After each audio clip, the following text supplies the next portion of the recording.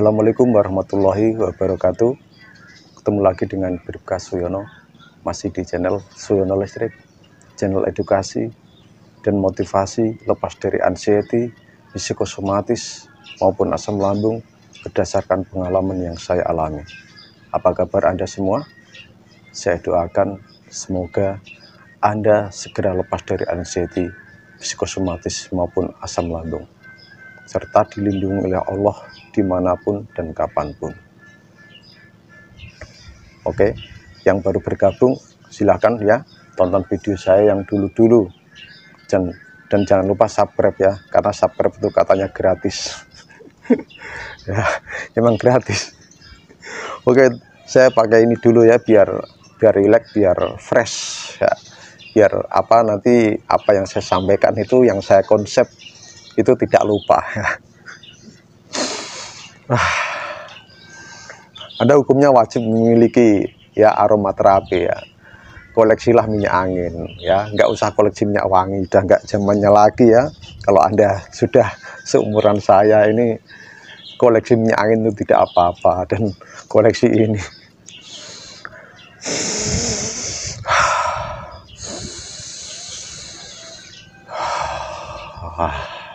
relax sekali ya, relax. Setelah saya hirup ini terasa panas di kepala saya ini, berarti itu artinya oksigen itu sudah nyampe di otak begitu. Kalau oksigen sudah nyampe di otak, saya yakin nanti kalau itu Anda lakukan secara terus-menerus, maka ketenangan dan rileks itu akan Anda dapatkan ya. Kekacauan di otak ini itu nanti lama-kelamaan akan recovery, jadi tidak kacau lagi, karena oksigen itu sangat dahsyat sekali manfaatnya bagi otak ya, gitu. Selain itu Anda konsumsi air yang bersih lah, yang ya air mineral begitulah ya, yang sudah teruji kebersihannya begitu. Nah, kali ini saya akan membahas tentang ada 9 kunci ya, 9 kunci untuk Anda itu bisa segera lepas dari anxiety psikosomatis. Kalau 9 ini Anda terapkan dalam kehidupan Anda sehari-hari, saya yakin untuk sembuh lebih cepat itu mudah ya.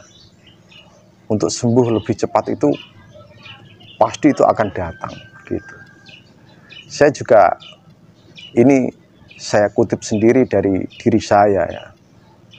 Anda jangan tiru saya yang lama sekali, kesembuhan saya itu lama. Kenapa? Yaitu karena saya belum tahu apa itu anxiety psikosomatis mau bertahun-tahun ya. Kalau Anda baru misalkan mengalami itu hanya dalam waktu bulanan ya, misalnya baru 6 bulan atau berapa 7 bulan, untuk sembuh itu sebenarnya lebih cepat ya. Lebih cepat Anda untuk bisa bangkit, asalkan Anda bisa menanamkan 9 yang saya ungkapkan nanti itu di diri Anda dalam kehidupan Anda sehari-hari gitu. Ya, saya semalam itu mimpi ya, mimpi nanti ya, untuk Anda yang sering mimpi buruk nanti akan saya bahas lebih lanjut tentang mimpi ya. Saya ini cerita dulu ya, biar gak tegang ya, biar suasana hati Anda itu biar rileks, dengarkan saya ya, dan jangan lupa tonton sampai habis lah. Ini cerita saya waktu tadi malam itu saya mimpinya itu aneh ya. Mimpi saya itu mimpi masih pegang senjata perang ya, tembak-tembakan sama musuh, padahal itu saya sudah lama nggak ada penugasan, sudah nggak brimob lagi ya, sudah Indonesia ini sudah aman. Saya mimpi tembak-tembakan itu di Aceh itu ya. Saya itu mimpinya itu di Aceh, saya mimpi perang, tembak-tembakan. Wah, kuat sekali, saya bisa lari, saya itu merasa naik gunung, saya lihat musuh itu nembakin saya tembakin juga begitu. Wah, berani sekali saya dulu begitu. Nah, terekam semua ya. Jadi apa yang kita alami dulu itu terekam dalam mimpi ya. Dalam mimpi itu akan terekam lagi gitu. Jadi ingat senior saya waktu di Aceh itu, dia itu sangat sayang sekali kalau ada anak perempuan kecil itu ya, anak perempuan yang masih kecil ya, masih balita itu senang sekali, sayang sekali kalau lihat anak dia tuh, wah, dia gendong, dia belikan makanan, jajan itu. Terus saya tanya, abang, wah, sayang sekali sama anak-anak kecil abang ya. Iya, saya ingat anak saya yang di rumah. Dia sekarang tuh lagi ngapain? Saya juga nggak tahu, karena dulu itu tahun 99 itu belum ada HP ya. Ada pun harganya mahal ya. Ada mungkin yang kelahiran tahun 1977 itu mengalami yang namanya untuk komunikasi lewat HP itu tidak bisa ya, sama kayak saya dulu ya. Dia bilang begitu, saya ingat anak saya di rumah sedang ngapain dia. Terus dia agak mengeluarkan air mata. Oh iya bang, sabar abang, nanti kan kita pasti nanti juga akan pulang dengan selamat begitu. Nah, terus suatu ketika abang itu juga ada perempuan ini ya, ya dibilang cantik ya, ya cantik lah ya, namanya perempuan cantik, didekati, diajak ngomong-ngomong, nggak tahu, bercanda gitu. Terus saya setelah itu saya hampiri, abang ingat istri do bang, kalau ada cewek itu. Inilah saya Yon, kalau saya itu ada anak kecil itu ingat sama anak saya, tapi kalau saya ada perempuan cantik justru saya lupa sama istri saya. Itu bener ya, saya kayak ngarang-ngarang semua. Lelucon-lelucon yang saya ini itu adalah memang benar yang pernah saya dengar begitu, dan itu sesuai pengalaman saya ya begitu. Jadi saya jangan dianggap untuk mengarang-arang cerita, enggak, itu kenyataan begitu. Oke, intinya begini ya, kalau Anda ingin cepat sembuh ya, ingin segera lepas, apalagi Anda baru mengalami bulanan ya, maksudnya itu sakit Anda itu baru Anda alami 1 bulan, 2 bulan, 3 bulan, pokoknya hitungan bulan lah ya, itu untuk bangkit itu lebih cepat ya. Jangankan yang dalam hitungan bulan, dalam hitungan tahun, kalau Anda menanamkan 9 nanti ini yang saya ungkapkan, itu untuk bangkit itu akan lebih cepat ya, lebih cepat. Apalagi yang baru sebulan 2 bulan, itu bisa lebih cepat ya daripada yang sudah mengalami bertahun-tahun begitu ya, seperti saya. Nah, yang pertama yang harus Anda lakukan setiap hari ya, itu Anda harus tenang dan rileks. Intinya begitu. Yang pertama, Anda boleh mencatat, Anda harus tenang dan rileks. Apa-apa itu harus Anda hadapi dengan ketenangan ya. Sensasi yang Anda rasakan itu Anda hadapi dengan tenang ya. Tenang saja, sudah, nggak usah berpikir yang kemana-mana. Kalau dokter sudah menyatakan Anda sehat ya, di USG sudah nggak ada gangguan apa, EKG jantung Anda normal dan sebagainya, Anda harus tenang. Tidak usah berpikir yang jauh ke sana, apalagi menebak sendiri sakit Anda. Nah, kalau Anda menebak sendiri sakit Anda, itu akan menjadi blunder. Apalagi kalau Anda sering cari-cari di Google tentang gejala-gejala penyakit gitu. Nah, itu akan menambah keterpurukan Anda gitu ya. Nah, itu Anda harus tenang dan rileks.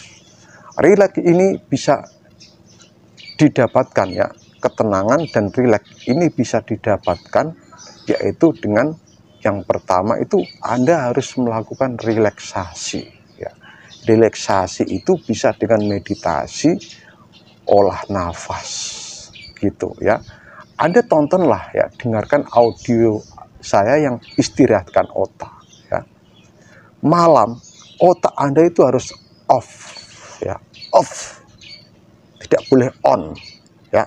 Off dalam arti di sini adalah off memikirkan sesuatu yang tidak perlu gitu.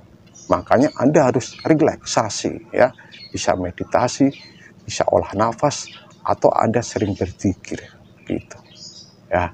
Itu yang pertama. Yang kedua, Anda harus mengambil segi positif dari apa yang Anda alami.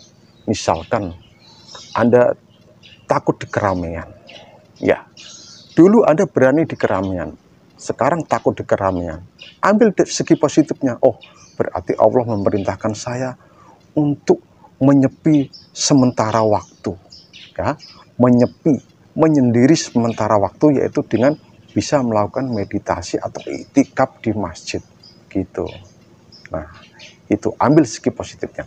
Anda takut mati, ya, mungkin Anda dulu itu lupa, ya, tidak diingatkan dengan kematian, lupa dengan adanya kematian, atau ya mungkin makan Anda asa sembarangan, pikiran Anda, perbuatan Anda seperti saya, ya begitu terus. Nah, akhirnya Anda lupa mati. Sekarang Anda ingat mati terus, takut mati. Itu apa tandanya? Anda diingatkan oleh Allah akan adanya kematian. Jadi itulah Anda harus mengambil segi positifnya untuk memperbaiki diri Anda, begitu ya, dengan memperbanyak ibadah, begitu ya. Kita sama-sama belajar. Saya tidak sok pintar, ya, karena di atas langit masih ada langit, dan di atas langit masih ada langit. Karena jagat raya ini luasnya, kita tidak bisa menebak. Tidak ada manusia yang bisa mengukur luasnya alam semesta ini, ya, gitu. Ambil segi positifnya. Anda takut apa aja? Misalnya Anda takut sholat berjamaah, sholat Jumat, ya, Anda diuji sama Allah itu. Saya yakin Anda dulu juga sering sholat Jumat, sering sholat jamaah. Nah, itu Anda dalam keadaan sehat. Nah, sekarang Allah menguji, ya, bagaimana kalau orang ini diuji, ya, dengan sakit, apakah masih bisa melaksanakan sholat Jumat, masih rajin sholat Jumat, atau masih rajin sholat jamaah, begitu. Walaupun kadang saya terus terang, ya, saya terus terang untuk sholat jamaah itu, ya, saya harus mengakui, ya, harus jujur, untuk sholat jamaah itu saya jarang, ya. Tapi kalau saya sholat Jumat terus, begitu ya. Ambil dari segi positifnya, ya, jangan ambil yang segi-segi negatifnya, begitu. Terus yang ketiga, Anda harus punya motivator maupun mentor, ya. Itu karena apa? Motivator itu sangat dibutuhkan sekali untuk merubah pola pikir Anda, ya, untuk memberikan semangat pada Anda semua. Motivator itu dari mana? Bisa Anda mendengarkan channel-channel YouTube orang yang membahas anxiety psikosomatis, atau Anda kalau ada teman terdekat yang pernah alami itu, bisa Anda sharing, ya, bisa Anda curhat, atau Anda bisa ke seorang psikolog, gitu. Oke, ya, itu yang ketiga. Yang keempat adalah biasakan untuk introspeksi diri. Saya dulu itu membiasakan untuk introspeksi diri, ya. Diri saya ini bagaimana, ya? Oh, saya itu jauh dari yang namanya dikatakan orang yang baik, ya, begitu. Jadi saya mengakui sifat saya. Anda sudah tahu kan, sudah saya bongkar semua dari sifat, sikap. Karena apa? Sifat, sikap itu bisa mengundang datangnya sakit, begitu ya. Masih beruntung diingatkan oleh Allah, ditegur oleh Allah, ya, kamu harus segera berubah. Nah, introspeksi diri, begitu. Introspeksi diri ini sangat dibutuhkan sekali. Sebagai apa? Sebagai Anda sarana untuk Anda harus flashback ke belakang dulu. Wah, sifat saya dulu begini, dan sebagainya. Nah, itu yang harus Anda perbaiki, gitu ya. Ini saya tujukan untuk Anda juga untuk diri saya, ya, begitu. Terus yang kelima, sadari. Kalau Anda sudah introspeksi diri, ya, sadari. Oh iya, saya dulunya begini. Saya harus sadar, begitu. Harus sadar. Oh iya, saya sadar, begitu ya. Itu. Terus yang keenam, setelah Anda sadar, ya sudah, ikhlas. Ikhlas diberi sakit itu, ya. Ikhlas karena apa? Kalau Anda sudah ikhlas, Anda pasti tidak akan berontak, ya. Misalnya kalau Anda sudah menyadari, oh saya sakit ini, ya udahlah, saya terima apa adanya sakit saya ini, keadaan saya, ya sudah begini. Bukannya, tetapi ikhlas itu Anda terus pasrah saja tanpa melakukan yang namanya ikhtiar, gitu ya. Kalau Anda sudah ikhlas, berarti Anda tidak berontak. Berontak ke siapa? Berontak ke diri Anda dan berontak ke yang maha kuasa gitu. Nah, gitu ya, kalau Anda sudah ikhlas. Nah, ini yang ketujuh. Setelah Anda sudah ikhlas, Anda ya harus lakukan ikhtiar, baik ikhtiar ilahi maupun ikhtiar insani, begitu. Ikhtiar ilahi itu bisa Anda sering beristighfar, zikir, meditasi, dan sebagainya, gitu ya. Lebih mendekat sama Allah, berdoa ya, berdoa sama Allah. Terus ikhtiar insani, Anda ya, namanya ikhtiar insani itu adalah kita hubungannya dengan manusia, begitu ya. Anda harus, kalau memang Anda punya dana cukup, tapi sekarang kan ada BPJS ya, Anda bisa konsultasi dengan psikiater, begitu, langsung ke psikiater ya. Atau kalau masalah dengan pencernaan Anda bisa larinya ke dokter penyakit dalam, begitu. Kalau ada hubungannya dengan saraf Anda, sering pusing dan sebagainya, itu ya bisa Anda ke dokter saraf, begitu.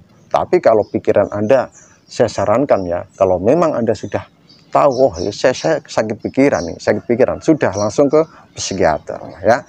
Masalahnya sekarang sudah ada BPJS. Kalau ada pertanyaan begini, saya tidak punya BPJS, aduh. Kalau Anda tidak punya BPJS dan keterbatasan biaya, ya Anda lakukan ikhtiar ilahi itu dengan cara istighfar, zikir, dan ikhtiar insaninya adalah dengan sering Anda berkonsultasi dengan orang yang sudah mengalami itu. Anda menonton YouTube saya, channel saya, ini sudah merupakan ikhtiar insani Anda, begitu ya. Anda nonton channel-channel orang yang membahas anxiety psikosomatis, itu sudah merupakan ikhtiar insani ya. Anda lakukan olah rasa ya. Olah rasa itu menata hati dan pikiran ya.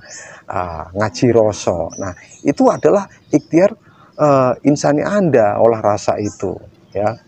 Olahraga, olah nafas. Nah, itu ikhtiar insani. Semua sudah saya ajarkan ya. Setelah Anda lakukan itu semua, ya Anda harus sabar. Kenapa harus sabar? Begini, biar Anda tahu ya, sakit itu datang tidak secara tiba-tiba ya, ujuk-ujuk datang, itu tidak. Sakit itu membutuhkan proses, dan prosesnya itu lama sekali, bisa bertahun-tahun ya, akhirnya menjadi sebuah sakit. Kalau sakit pikiran berarti itu asalnya dari pola pikir kita yang dulu-dulu, atau sifat atau sikap kita gitu, yang kita lakukan bertahun-tahun. Klimaknya yaitu Anda alami sakit pikiran. Jadi sakit pikiran itu bisa disebabkan jiwa Anda juga sudah penuh. Pikiran bawah sadar Anda ya, yang merupakan gudang jiwa, itu sudah penuh ya. Makanya kadang kalau orang alami anxiety psikosomatis dan jiwanya sudah penuh, biasanya itu sering kedutan, nyeri sendi ya, dan sebagainya begitu. Karena apa? Jadi saya kutip lagi ya, saya ingat dari seorang ahli psikolog ya,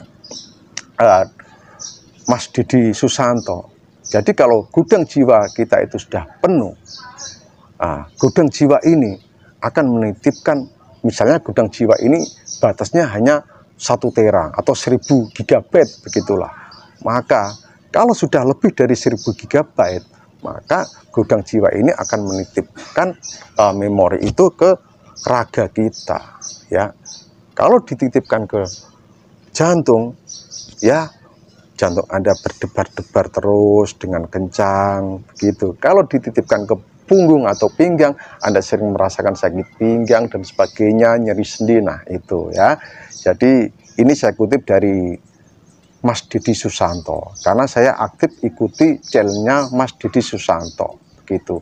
Saya harus belajar ya. Kalau saya tidak bisa belajar bertemu langsung dengan orangnya, ya memang susah ya, saya bisa belajar dari YouTube-nya begitu. Jadi Anda juga harus melek tentang psikologi atau ilmu jiwa. Walaupun saya tidak punya basic itu, tetapi saya sedikit demi sedikit saya juga harus belajar dong.